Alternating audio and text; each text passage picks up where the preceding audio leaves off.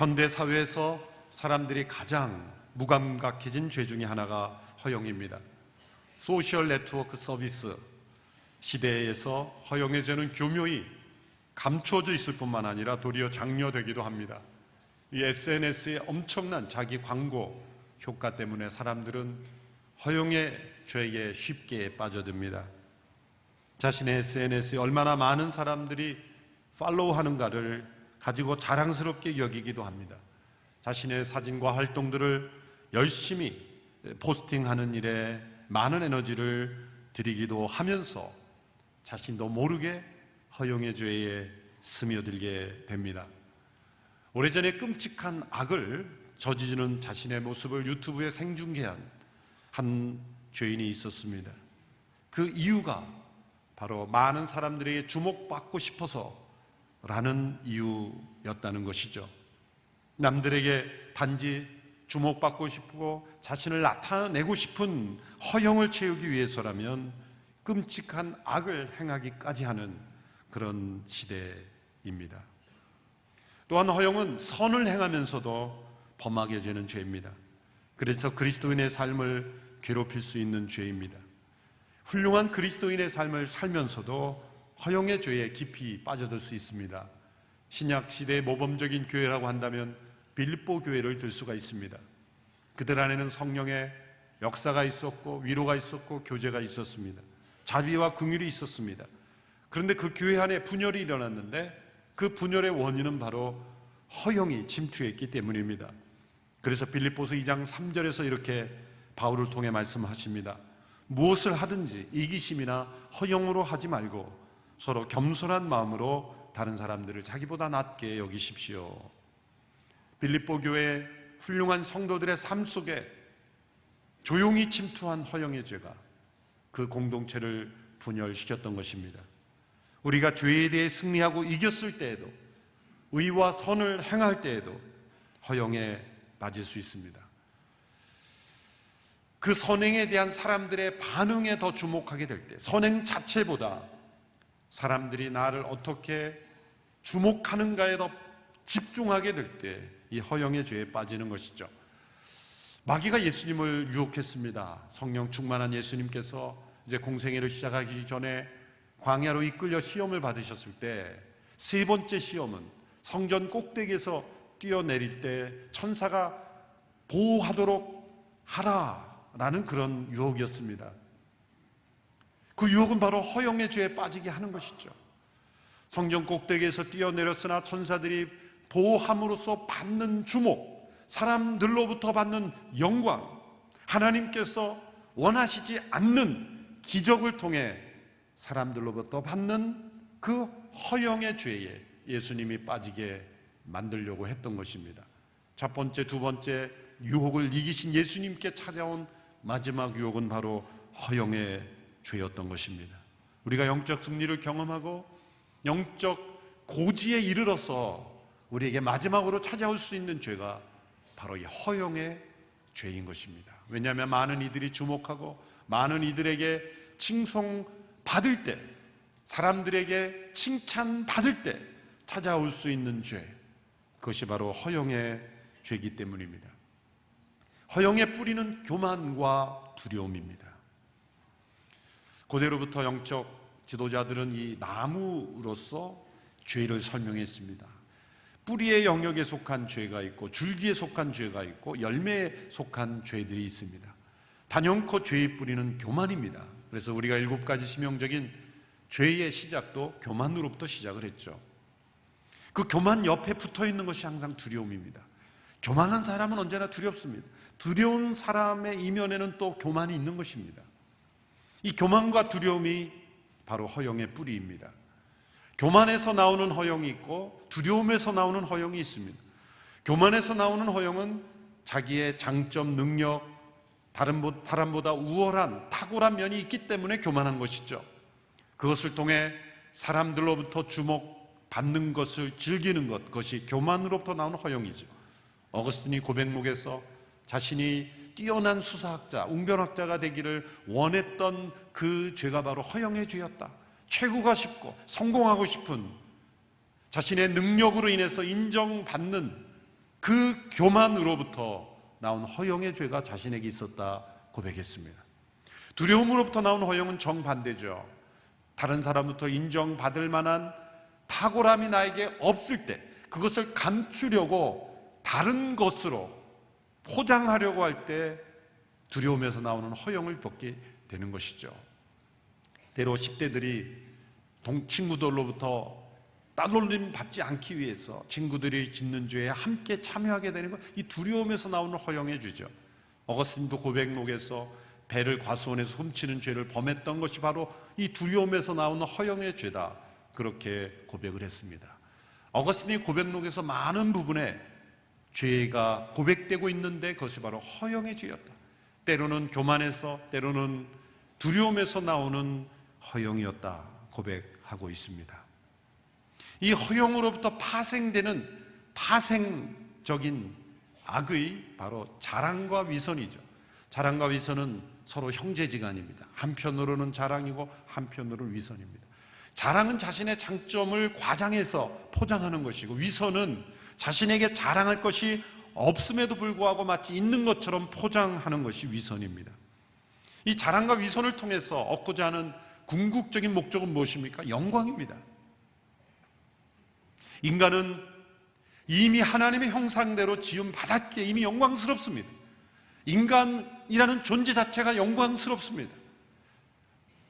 그 영광, 하나님으로부터 이미 주어진 영광을 잃어버리고 다른 것으로 포장하여 영광을 만들려고 할 때 자랑과 위선에 빠지게 되는 것입니다. 이 자랑과 위선을 통해 스스로 영광을 누리고 만족해하는 상태를 심리학적으로는 나르시시즘이다, 자기애에 빠져있는, 자기 사랑, 잘못된 자기 사랑에 빠져있다고 말할 수 있습니다. 짐 와일더라는 박사님의 나르시시즘에 대한 책을 읽어볼 때 매우 충격적인 데이터가 있어서 놀랐습니다. 2015년 어느 연구에서, 이것이 어떤 데이터인지 제가 정확하게 모르겠습니다만 그 책에 나온 그대로입니다. 미국에서 나르시시즘 증상이 있는 목회자가 목회를 한 담당한 교회가 96,300에서 112,350개 교회에 이른다. 엄청난 숫자죠. 네덜란드 목회자 중에서는 90%의 증상이 이런 나르시시즘이 나타났다. 캐나다에서는 목회자가 일반인보다 이 나르시시즘에 빠질 확률이 500%에서 3,000%나 더 높다는 거예요. 그렇다면 우리 한국은 어떨까요? 이보다 못하지는 않을 겁니다. 우리 한국 목회자 중에서 나르시시즘에 빠진 목회자의 수를 아마 조사한다면 이거보다 낫지 않을 것이라고 생각할 때 상당히 많은 수가 될 것이다. 이 통계를 보면 이 목회자의 역할 자체가 이런 나르시시즘에 빠지기 쉬운 매우 위험한 직책이라는 것을 우리는 알 수가 있습니다.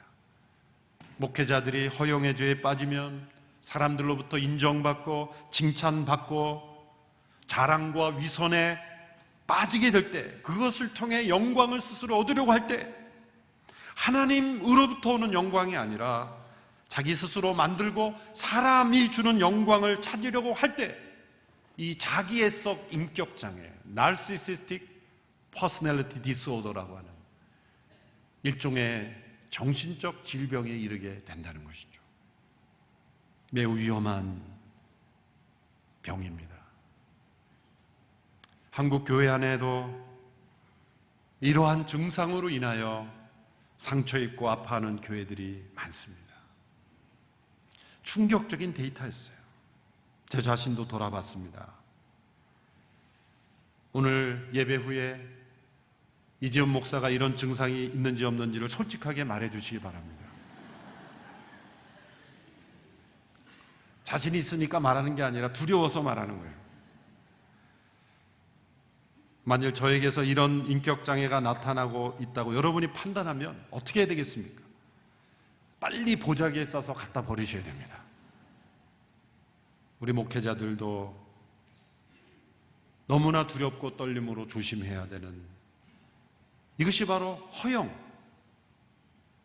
허영의 죄입니다. 허영이란 헛된 영광, vain glory. 진짜 영광이 아니라 속이 빈 영광. 영광의 근본이신 하나님께서 우리를 창조하실 뿐만 아니라 우리를 어떤 역할이든지 아버지로, 어머니로, 목회자로, 때로 직장에서, 일터에서 우리를 부르신 그 자체가 영광스러운 소명인 줄을 잃어버리고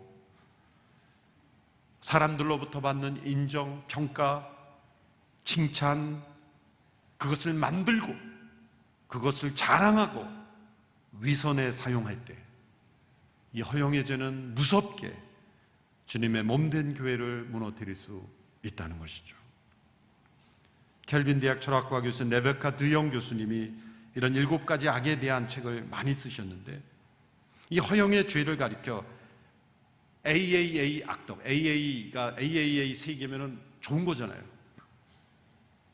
근데 A만 받으려는 이 악덕은 뭐냐면 관심, 인정, 칭찬, 어텐션을 받고 사람들로부터 인정과 칭찬을 받으려는 이런 악덕이다, 이렇게 정의를 내렸습니다. 오늘 산상수훈에서 예수님께서 허영의 죄를 경고하시고 지적하시는 겁니다. 1절의 말씀을 보시면 같이 읽겠습니다. 시작. 너희는 사람들에게 보이려고 의의를 행하지 않도록 조심하라. 그렇지 않으면 하늘에 계신 너희 아버지께 상을 받지 못할 것이다. 사람에게 보이려고 의의를 행할 수 있다는 거죠.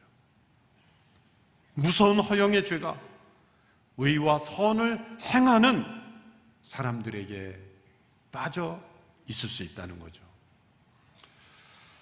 예수님께서 마태복음 5장 16절에서 이런 말씀을 하신 것과 정반대되는 것처럼 보입니다. 마태복음 5장 16절에 보면 이와 같이 너희도 너희 빛을 사람들에게 비추라. 그래서 그들이 너희 선한 행실을 보고 하늘에 계신 우리 아버지께 영광을 돌리게 하라.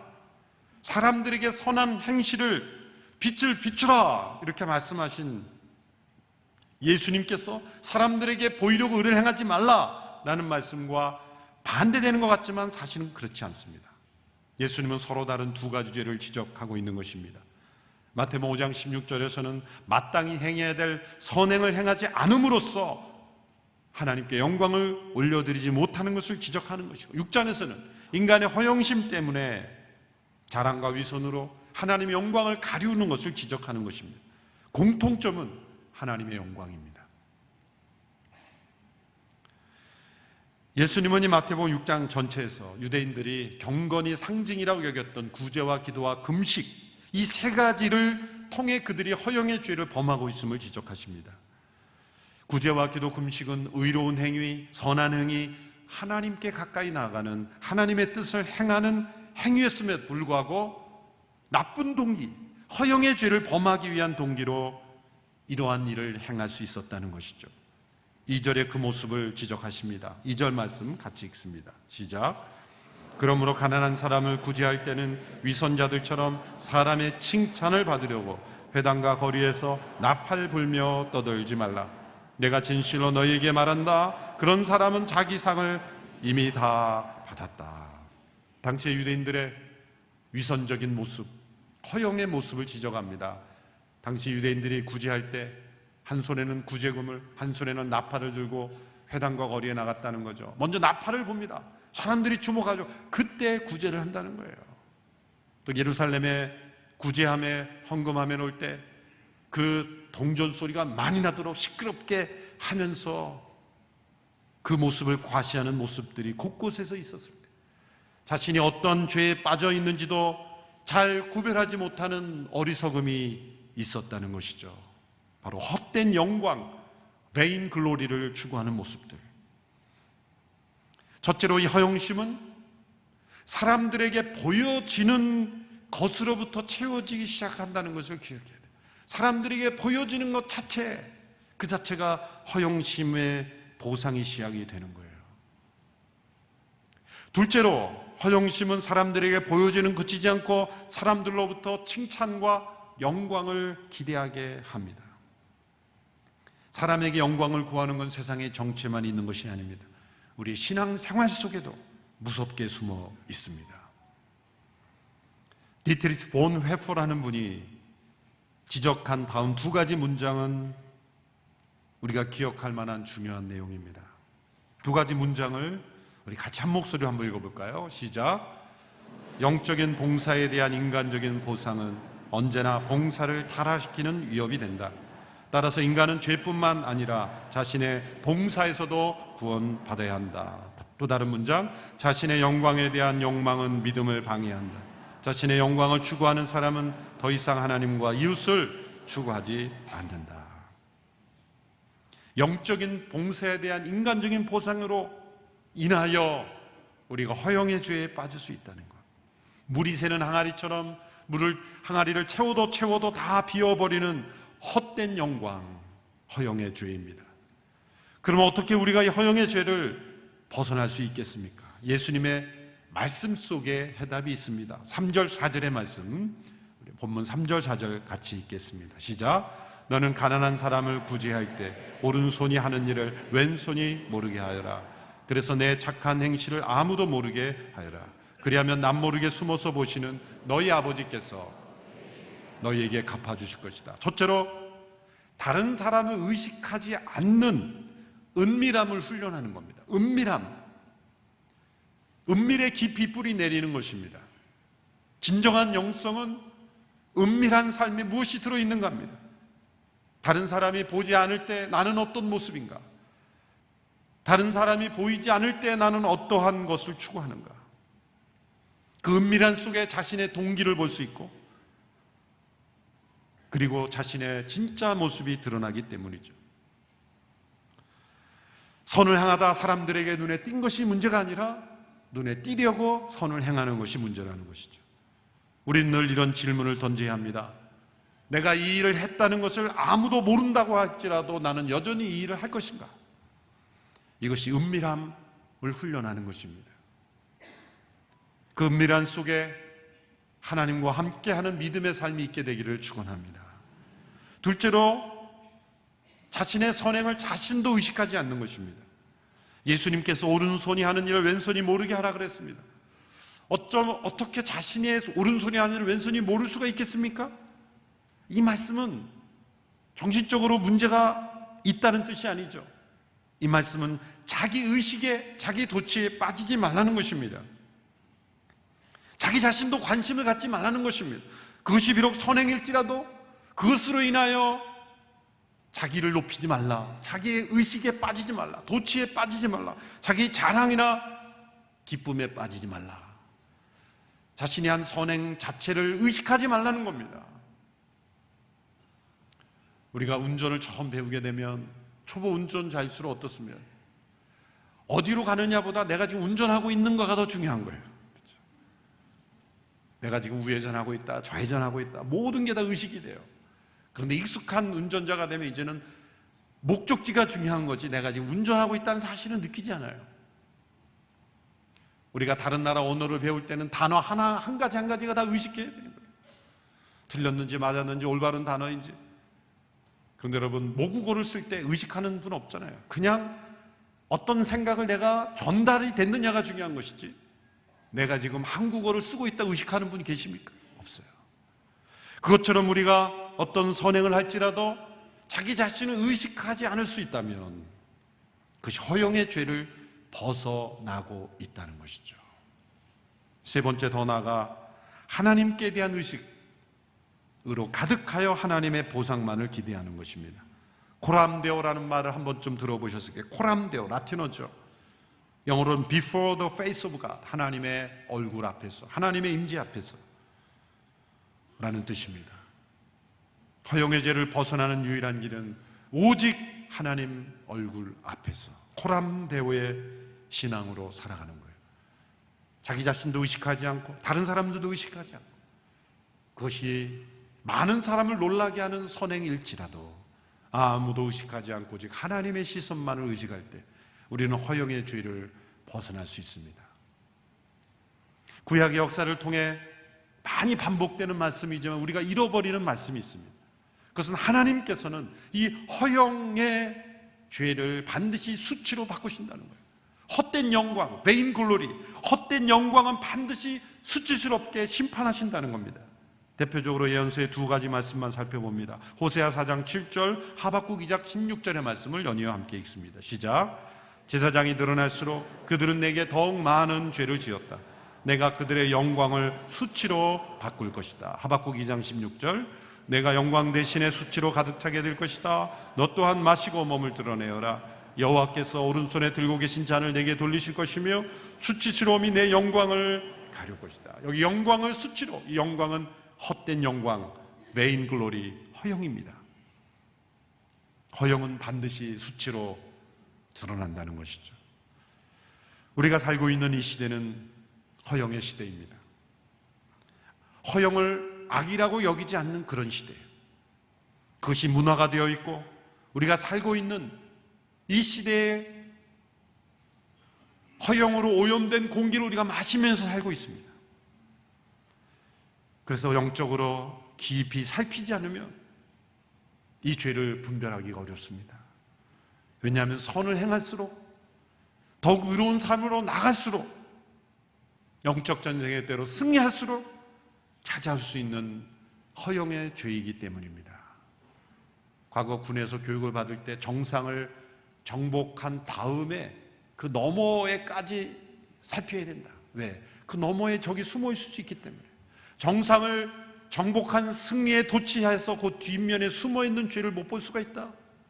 바로 허영의 죄가 뒤에서 덮치는 거죠. 우리 모두가 깨어서 하나님 앞에 늘 진실하고 정직하고 의로운 삶을 살 수 있도록 허영의 죄를 십자가에서 끊고 승리하는 우리 모두가 되기를 축원합니다. 기도하겠습니다.